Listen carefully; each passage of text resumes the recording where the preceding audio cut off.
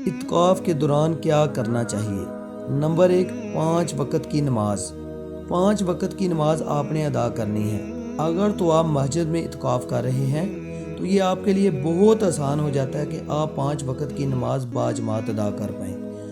اگر تو آپ گھر میں اعتکاف کر رہے ہیں یا مسجد میں ادا کر رہے ہیں، 5 وقت کی نماز آپ نے ہر حال میں ادا کرنی ہے۔ نمبر 2، نماز تراویح۔ نماز تراویح رمضان المبارک میں عشاء کی نماز کے بعد ادا کی جاتی ہے۔ اس کی 8 سے لے کر 20 رکعت ہوتی ہیں۔ نماز تراویح میں آپ پورا قرآن سن سکتے ہیں۔ نمبر 3، نفلی عبادات۔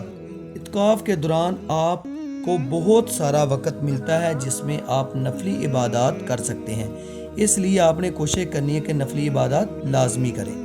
نمبر 4، قرآن پڑھیں۔ اعتکاف کے دوران آپ قرآن پڑھیں، نہ صرف قرآن پڑھیں بلکہ ترجمہ تفسیر کے ساتھ پڑھیں تاکہ آپ کو پتہ چل سکے کہ آپ کیا پڑھ رہے ہیں، اور اس کے ساتھ ساتھ آپ کوشش کریں کہ آپ قرآن مجید کی کچھ صورتیں یاد کر لیں اور اس کے ساتھ ساتھ قرآن کو تجویز کے ساتھ ادا کریں۔ نمبر 5، احادیث پڑھیں۔ اس کے علاوہ احادیث کی کتابیں بھی پڑھیں۔ حدیث کا مطلب جان کر آپ یہ بھی جان سکتے ہیں کہ کیسے آپ حدیث کو پڑھ کر اپنی زندگی میں اپلائی کر سکتے ہیں۔ نیک دعا۔ اعتکاف کے دوران اپنے رب سے بہت سی دعائیں مانگنی ہیں، اس کے ساتھ ساتھ بہت سی دعائیں کرنی ہیں اور یاد بھی کرنی ہے۔ نمبر 7، نیک ذکر۔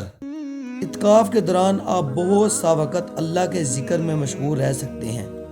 اعتکاف کا مقصد یہی ہے کہ آپ اللہ تعالیٰ کی یاد میں مسجد میں آئے ہیں اور اعتکاف کی جگہ پہ بیٹھے ہیں، اللہ کو یاد کرتے ہیں تاکہ آپ کا تقوی کا لیول بڑھ سکے۔ اس لیے اپنے رب کو ہمیشہ یاد کیا کریں۔ Number 8، teaching and learning. یہ بات صحیح ہے کہ آپ اعتکاف کے دوران غیر ضروری بات نہیں کر سکتے، آپس میں کوئی بھی بات نہیں کر سکتے، لیکن اگر آپ ایک دوسرے کو قرآن یا حدیث سکھائیں یا سیکھیں تو یہ بہت اچھا عمل سمجھا جاتا ہے۔ ایک دوسرے